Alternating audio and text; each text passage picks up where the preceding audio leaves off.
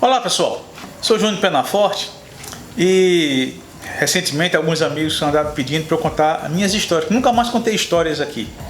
E eu tenho uma coleção de histórias bem interessantes, verdadeiras.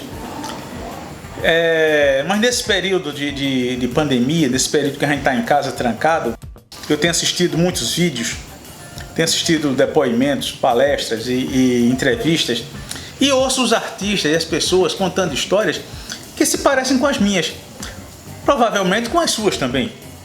Essas histórias a gente vai fazendo as coisas, outras pessoas vão fazendo coisas parecidas.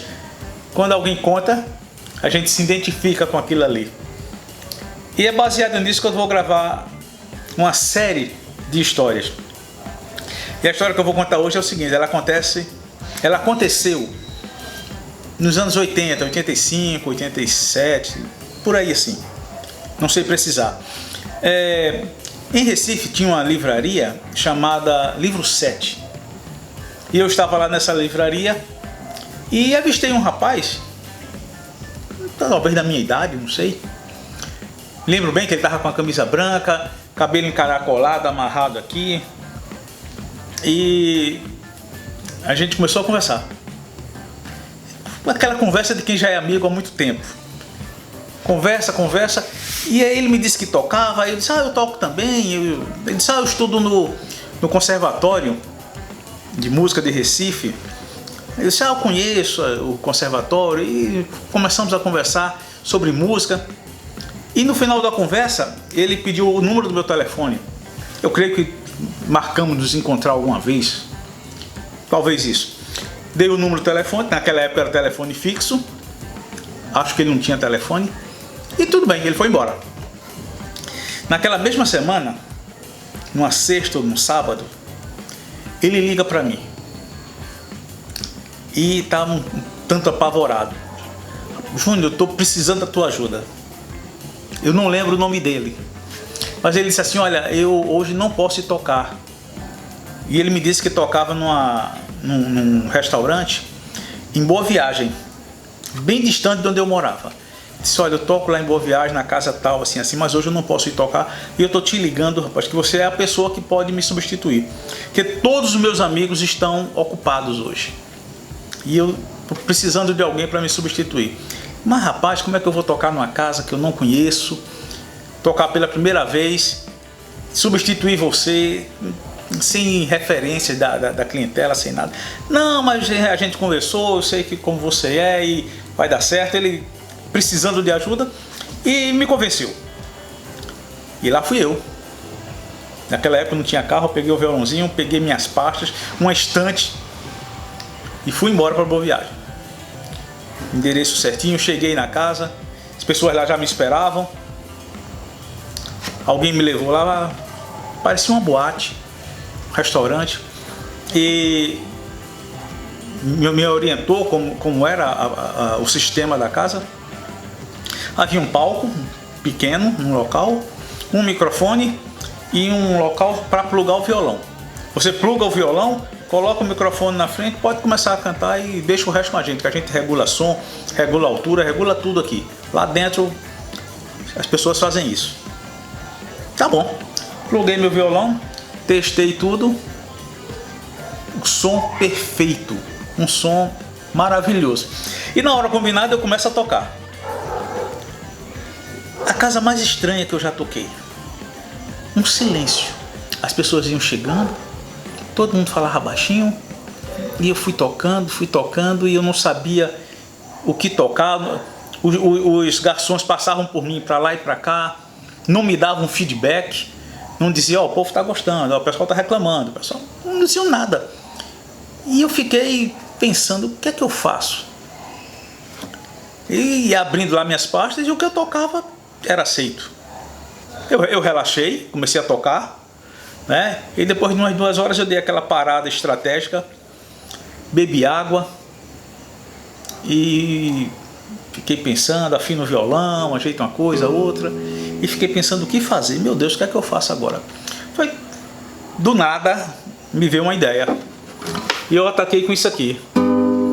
Se as águas do mar da vida quiserem te afogar. Segura na mão de Deus e vai. Aí eu disse, agora se não estiverem gostando, vão jogar pedras em mim aí. Comecei a cantar Segura na mão de Deus. E daí eu emendei com Já Refugia a Glória Eterna. Glória, glória, aleluia. Aí fui botando um ritmo, fui ajeitando. Aí eu comecei a escutar alguém cantando. Você pode acreditar ou não, é livre. Comecei a escutar alguém cantando. Eu digo, está dando certo. Fui cantando.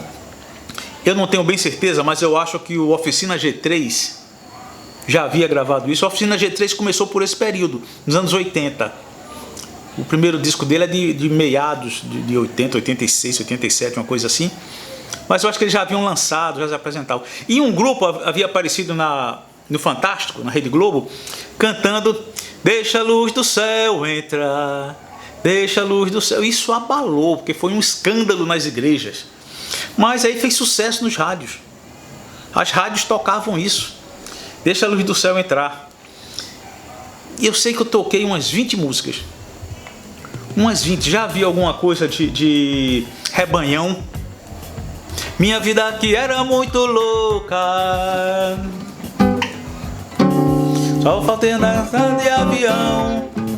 Minha vida que era muito louca. Eu era magro que dava dó. Meu paletó listrado era de uma lista só. E eu cantei esse negócio. E cantei eu acredito que umas 10 a 20 músicas. Emendando assim. Mas daí começou a dar aquele branco. O que é que eu toco agora? O que é que eu toco agora? Porque não estava programado para isso. Aí eu parei, bebi água, afino o violão, falei alguma coisa. Oh, pessoal, foi bom vocês terem participado. Estou aqui substituindo o fulano. E daí, quando eu estou falando, uma pessoa se aproxima.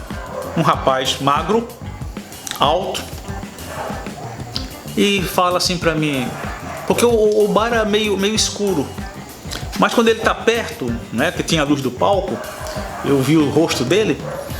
Aí ele disse, rapaz, gostei do teu som, posso tocar contigo? Aí eu reconheci. Eu vou dizer o nome dele aqui, mas não tenho certeza que era o Thales. O nome dele era Thales, que na época tocava também com Alceu Valença. E tocava num barzinho perto da minha casa chamado Mandala. Numa casa que eu morei, aliás. Eu morei numa casa e havia esse bar Mandala, tocava o Thales, tocava o Miltinho. Era um guitarrista. Eu tenho a impressão que o nome dele era Miltinho. Tocava demais. E eu ia muito lá. Aí eu digo, rapaz, esse é o Thales. Ô, cara, pode tocar. Esse cara plugou lá o contrabaixo dele. E eu imaginei logo, ele toca com Alceu. Aí ataquei de tudo que foi... Tudo que foi nordestino. De Asa Branca a Assum Preto. Tudo que eu sabia de nordestino eu joguei naquela hora. Aí ele no contrabaixo doido. Isso, embora tocar. Não queria saber de mim. Tocando ali. A gente foi emendando. E aí terminou nosso horário. Nós continuamos tocando um bocado de coisa lá. E depois ele parou, agradeceu, apertou minha mão e tal. Mas muito legal tocar contigo, tal. E sumiu. E a noite terminou, saí de lá, era quase 5 horas da manhã. Lembro bem desse horário. Mas qual o valor disso aqui? Por que eu me lembro dessa história? Porque foi uma noite inesquecível na minha vida. Inesquecível. Grandes momentos. Muita apreensão, muita tensão nervosa, um peso para carregar naquela noite. Mas depois que eu relaxei, uma história para sempre.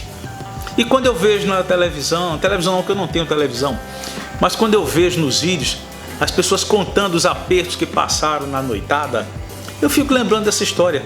Eu também passei muitos apertos, mas esse foi um aperto inesquecível que eu gosto de lembrar e que eu tinha vontade de registrar isso, de colocar isso para as pessoas. Você deve ter suas histórias, conte suas histórias, grave vídeo, fale para os outros, ok?